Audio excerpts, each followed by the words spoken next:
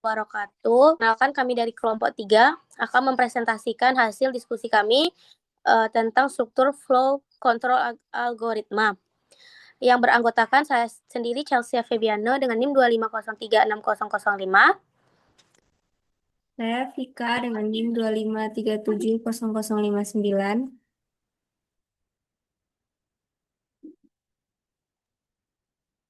Saya Leoni Pratiwi Jelita dengan NIM 25036162.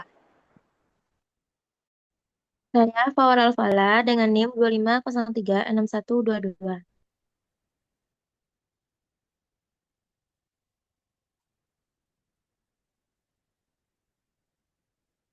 Baik, yang pertama kita masuk pada struktur dan alur kontrol program yang akan dibacakan oleh Fawa. Kepada Fawa dipersilahkan. Baik, terima kasih kepada moderator. Pada kesempatan kali ini, saya akan menjelaskan tentang struktur dan alur kontrol program. Struktur kontrol program adalah bagian dalam pemrograman yang mengatur alur jalannya program. Struktur ini memungkinkan program melakukan urutan perintah, percabangan, dan pengulangan sesuai kondisi. Jenis struktur kontrol yaitu ada 3. Yang pertama, sekuensial, yang kedua, percabangan, dan ketiga, perulangan. Saya kembalikan kepada moderator. Baik, terima kasih Fawa. Selanjutnya yaitu struktur kontrol sekuensial yang akan dibacakan oleh Leoni.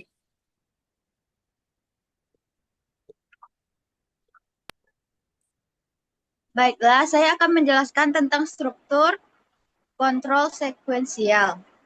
Struktur kontrol sekuensial adalah struktur program yang dijalankan secara berurutan dari awal sampai akhir. Artinya setiap perintah dalam program dieksekusi satu persatu sesuai urutan penulisannya, tanpa ada percabangan atau perulangan. Dalam struktur ini, program akan menyelesaikan satu langkah terlebih dahulu. Kemudian, baru lanjut ke langkah berikutnya sampai program selesai. Contoh, saat menghitung luas persegi panjang. Langkah-langkah program dilakukan secara berurutan, yaitu yang pertama mengimpor library yang diperlukan program. Memanggil pustaka atau library yang dibutuhkan agar fungsi tertentu bisa digunakan. Yang kedua, mendeklarasikan variabel. Variabel seperti panjang dan lebar disiapkan untuk menyimpan data. Yang ketiga, menginput panjang dan lebar. Pengguna memasukkan nilai panjang dan lebar persegi panjang. Yang keempat, menghitung luas. Program menghitung luas dengan rumus luas sama dengan panjang kali lebar. Dan yang kelima, menampilkan hasil. Setelah perhitungan selesai, hasil luas ditampilkan ke layar. Jadi, struktur kontrol sekuensial adalah struktur dasar dalam pemrograman karena hampir semua program diawali dengan proses yang berjalan secara berurutan, langkah demi langkah dari awal sampai akhir. Baiklah, saya kembalikan ke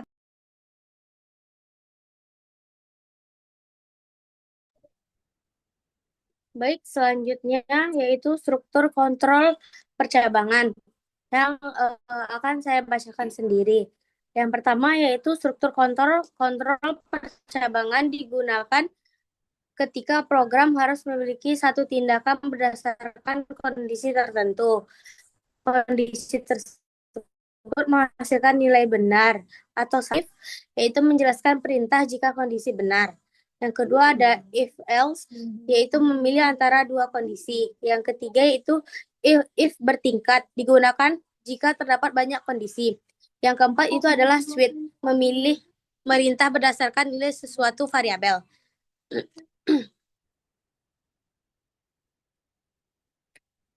Selanjutnya yaitu struktur kontrol perulangan yang akan dibacakan oleh Vika.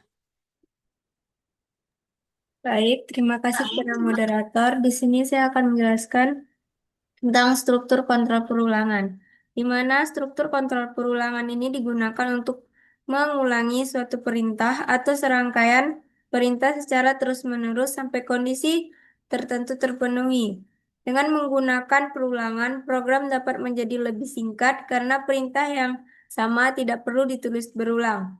Dalam bahasa pemprogramasi terdapat 3 jenis struktur perulangan, yaitu ada perulangan while, di mana perulangan while ini merupakan struktur perulangan yang melakukan pengecekan kondisi terlebih dahulu sebelum menjalankan perintah di dalamnya.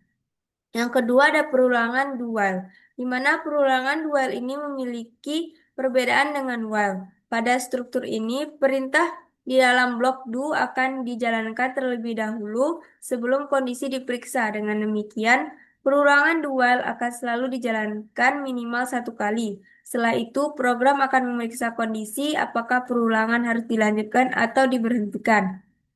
Yang ketiga ada perulangan for, di mana perulangan for ini biasanya digunakan ketika jumlah perulangan sudah diketahui dengan jelas.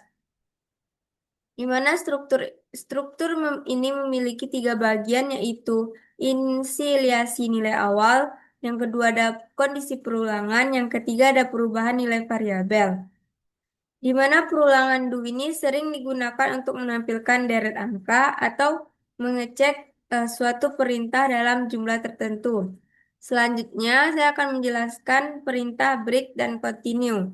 Dalam struktur perulangan, terdapat 2 perintah tambahan, yaitu break dan continue, di mana break ini adalah perintah digunakan untuk memberhentikan proses perulangan yang sedang berlangsung.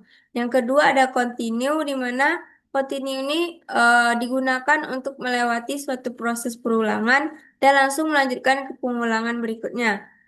Sekian penjelasan dari saya kembalikan kepada moderator.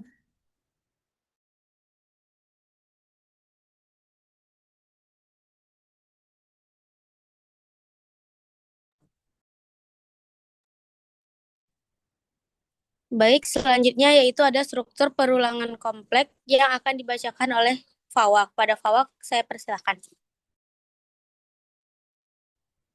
Baik, di sini saya akan menjelaskan tentang struktur perulangan kompleks.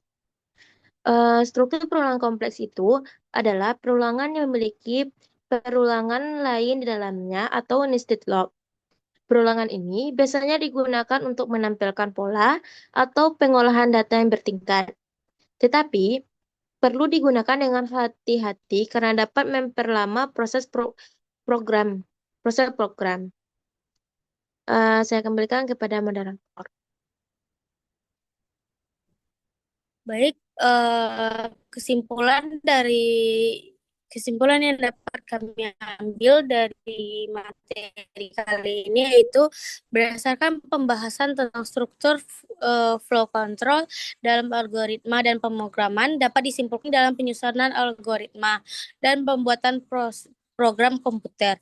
Struktur kontrol berfungsi untuk mengatur alur jalannya program, sehingga setiap perintah dapat dijalankan secara terarah dan sistematis.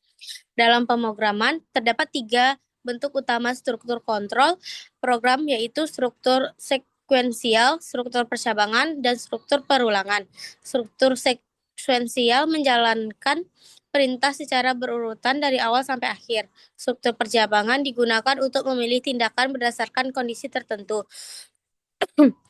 Sedangkan struktur perulangan digunakan untuk menjalankan perintah secara berulang hingga kondisi tertentu terpenuhi, sehingga program menjadi lebih efisien. Selain itu, dalam struktur perulangan terdapat perintah tambahan seperti break and continue yang berfungsi untuk mengatur jalannya proses perulangan. Dengan memahami dan menerapkan struktur kontrol program yang baik, programmer dapat menyusun algoritma yang lebih terstruktur dan mampu menyelesaikan permasalahan pemrograman secara efektif.